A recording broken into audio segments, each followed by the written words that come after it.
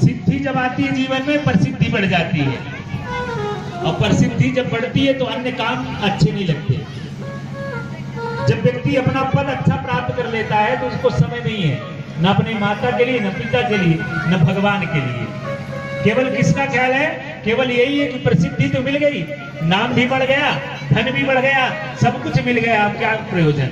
वही व्यक्ति प्रसिद्धि बढ़ने के बाद भगवान को और अपने माता पिता को भी भूल जाता है।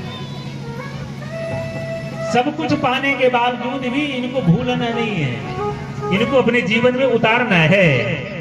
महाराज भरत, ऋषभ नंदन भरत जी सम्राट बने महाराज, उनके भी 5 पुत्र हुए। अपने सभी पुत्रों को राज्य काज देकर के वो चले गए। कहां? भरत जी तपस्या करने। बड़ा सुंदर चरित्र भरत जी महाराज का। भरत जी तपस्या करने चले गए नेपाल।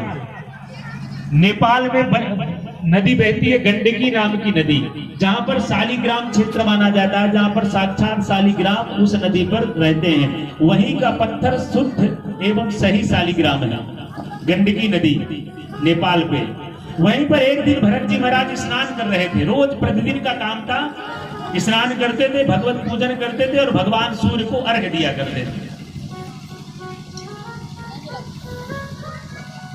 सूर्य भगवान को अर्घ्य जरूर देना चाहिए।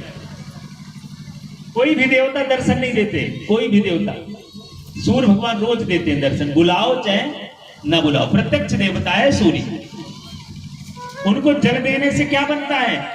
जल देने से आपकी आयु बढ़ती है, बुद्धि बढ़ती है, तेज बढ़ता है, शक्ति बढ़ती है, और बुद्धि का जो है प्रकाश होता है। इसलिए सूर्य को अर्घ्य देना चाहिए। ये हमारी शक्ति की चेतना को बढ़ाते हैं। आयुर प्रज्ञा बलम,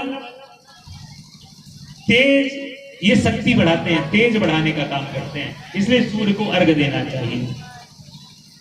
उनकी शक्ति हमारे अंदर अवतीर्ण होती है। भरत जी महाराज सूर्य भगवान को अर्घ्य दे रहे थे। अर्घ्य देते देते भगवान सूर्य की ओर नजर थी। वैसे क्या हुआ, एक हिरणी, हिरण जानते होंगे, हिरणी पानी पीने के लिए उस नदी पर आई। हिरणी गर्भवती थी, उसके पेट में बच्चा था हिरणी के। पानी पी ही रही थी, उसी समय दूर से उसको शेर की आवाज, दहाड़ सुनाई दी।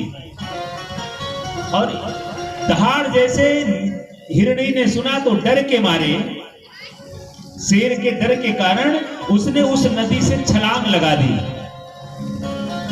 नदी का पाट बड़ा चौड़ा था,